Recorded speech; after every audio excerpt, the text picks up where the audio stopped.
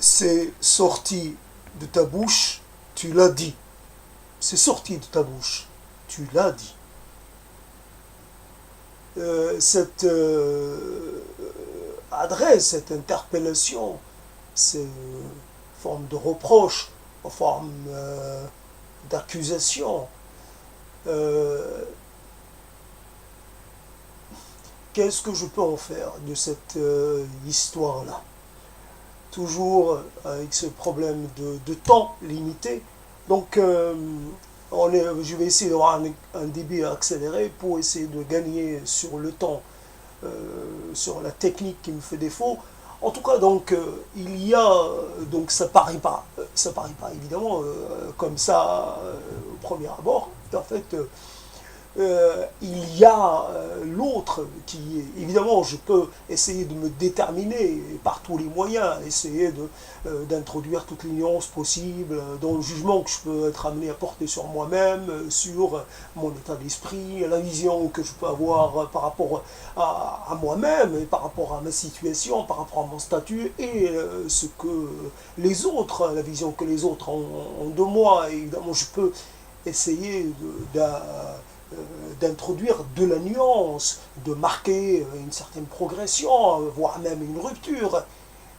Mais il y a l'autre, je m'auto-détermine, l'autre aussi me détermine. En quoi l'importance, en quoi cela a-t-il de l'importance, ce que l'autre peut penser de moi, malgré en quoi cette intervention de l'autre est plus importante et plus primordiale que la mienne. Quelque part, d'une certaine façon, je devrais être plus dans le comment dire, à même de me satisfaire des jugements que je peux porter sur moi-même plutôt que d'être affecté par un jugement extérieur.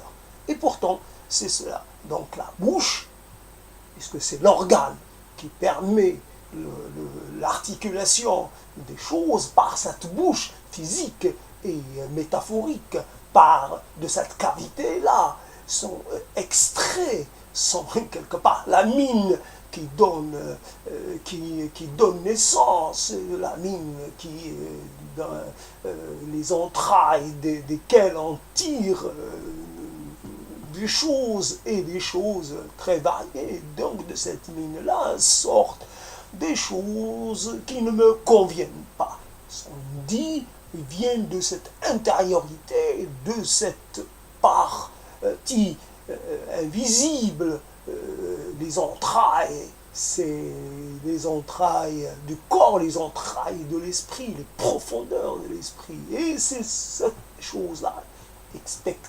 expectorise, conceptualise, configure des mots, des sons pour me donner une identité, pour m'affirmer dans un statut, dans une perception. L'autre est comme quelque part une permanence dans le jugement, dans l'essentialisation, puisque c'est le mot, maître mot, quelque part, le mot étalon dans cette histoire. L'autre m'essentialise, me ramène toujours vers une certaine phase de mon histoire. Une phase à laquelle je peux encore appartenir, évidemment, mais pas complètement. Pour l'autre, je ne suis que cela et rien d'autre. De sa bouche et par sa bouche, il me réduit à une partie de ce que je suis. Mon être est réduit à une essence, à une extraction, à une identité. Et pourtant, je peux affirmer une polyvalence, une polyappartenance. Je peux affirmer, démontrer que je pratique, que ma vie est dans quelque part, je pratique la non-appartenance. Je ne prône pas du tout le fait de se réclamer d'un univers ou d'un contexte contre un autre. Loin de moi cette histoire-là. Je ne cherche pas à me définir contre l'autre, ou à me situer dans une identité qui serait celle, je prends l'appartenance au vivant, tout simplement, au vivant, dans la définition la plus simple de ce de ce règne, le règne du vivant. Après, il y a certainement des nuances à apporter, mais en tout cas, le vivant, la chose qui a une configuration qui est déterminée et qui finira par se dissoudre. Le vivant, à ce qui, à un moment donné, a une configuration. Et cette configuration, elle entre en interaction avec son environnement, puis à un moment donné, elle cesse d'être en interaction. Et voilà, le vivant, quelque part, tel que je pourrais le définir à l'instant. Donc, je suis en interaction avec mon environnement, j'affirme par là une identité, une seule et rien d'autre, le vivant dans le besoin que j'ai de l'autre, l'autre à ingérer, l'autre à incorporer, ou alors l'autre dont j'ai besoin dans des relations pour essayer soit de maîtriser mon environnement, soit dans l'autre, mais pas un autre précis, l'autre, tout simplement, d'où qui vient, quelle que puisse être son histoire, etc. J'ai besoin de l'autre qui est aussi dans la même disposition, ouvert, et non pas dans quelqu'un qui arrive avec déjà des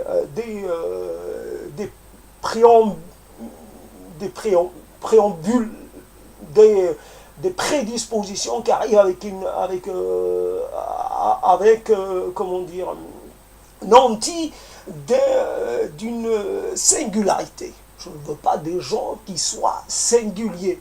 Je suis qui s'auto-détermine par rapport à une origine ou par rapport à une identité géographique, historique, linguistique, etc. Je m'en fiche royalement, dans le sens, pour moi, cette appartenance, cette autodétermination, ça n'est que transitoire.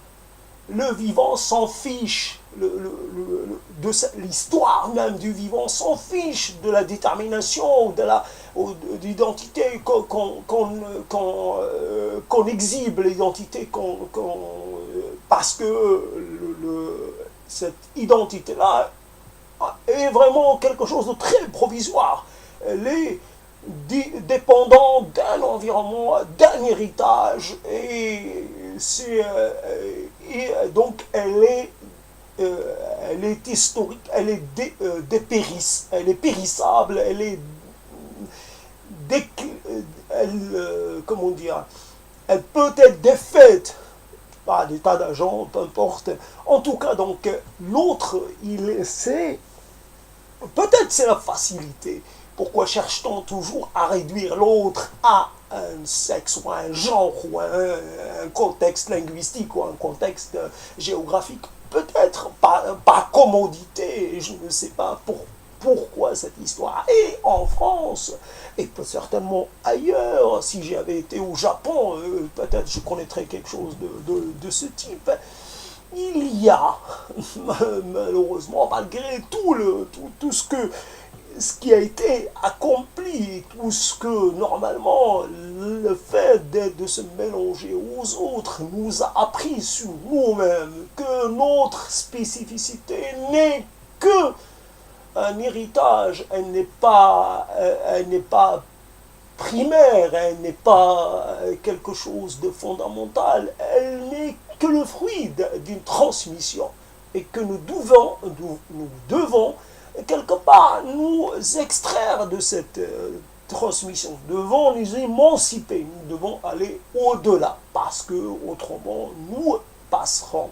notre temps dans des rivalités, dans des hostilités sans intérêt pour nous en tant qu'espèce. Cette espèce-là doit obligatoirement prendre le chemin de la collaboration, mais en se déterminant comme une espèce unique, avec des nuances, mais qu'elle a un fondement et qui est le même. Et partout est le même. Elle partage les mêmes besoins, elle va connaître obligatoirement le même destin, le même sort. Et donc, peu importe le fait qu'on se soit un petit peu plus enclin à chérir tel ou tel petit territoire, parce que nous sommes, après tout, cette histoire est tellement prégnante, cette appartenance à des petits milieux, à des milieux d'origine, mais nous devons, malgré tout, lutter contre ce besoin de repli ou ce besoin de mise à part de l'autre, mise d'extérioriser l'autre. Le terme de l'autre n'est qu'une façon de faire, n'est qu'un arrangement. L'autre n'est pas autre tant que cela. Il est moi dans une autre configuration.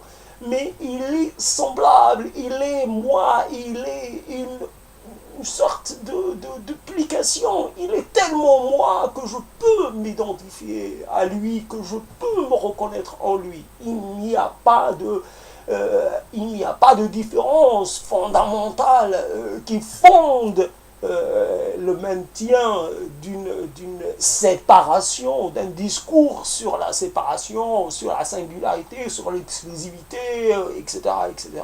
Voilà, donc de ta bouche est sortie cette chose que je refuse, comment dire, tu confirmes que le préjugé de l'extériorité, que cette mentalité de maintenir l'autre hors de soi est encore effective. Bien sûr, je dois en tenir compte. Cela n'empêche pas que je maintiens qu'il faut que j'avance sur le contraire de cet état d'esprit, et donc d'où cet intermède donc qui intitulé c'est sorti de ta bouche, et tu l'as dit, tu l'as exprimé, tu l'as matérialisé, tu lui as redonné une certaine comment dire, vie. C'est parce que nous exprimons une certaine extériorité, une certaine altérité non bienvenue, que nous renforçons, que nous continuons de donner vie et densité à nos préjugés. Plus nous définissons contre ces préjugés et contre ces préjugés linguistiques, oratoires, ces préjugés qui presque systématiques, presque naturels en nous, que nous arriverons peut-être à nous représenter différemment. Nous savons que nous avons besoin de l'autre, peu importe les raisons économiques, démographiques, peu importe. Nous étouffons quand nous sommes uniquement rassemblés en nous-mêmes. Nous étouffons, nous finissons par perdre tout intérêt pour les choses. C'est dans la rencontre, c'est dans la proximité avec celui qui est éloigné, un peu éloigné, que nous arrivons à réveiller notre intérêt pour les choses fondamentales. Une réflexion globale sur le rapport qu'on a au monde, sur le rapport qu'on a à notre histoire, sur le rapport qu'on a au vivant, sur le rapport qu'on a à l'avenir en tant qu'espèce dominante sur cette planète. Et la chose étant bien acté que nous sommes tous les habitants d'une même planète et que nous sommes dans une interdépendance de plus en plus manifeste et que cette interdépendance, loin d'être quelque chose contre laquelle nous devons nous battre, plutôt nous devons l'amener vers un meilleur relationnel. Nous devons nous convaincre de cette interdépendance et ce qui va peut-être nous sauver en tant qu'espèce et faire échec à notre esprit de conquête, à notre esprit égoïste, à notre esprit de guerre, à notre esprit belliqueux. Voilà.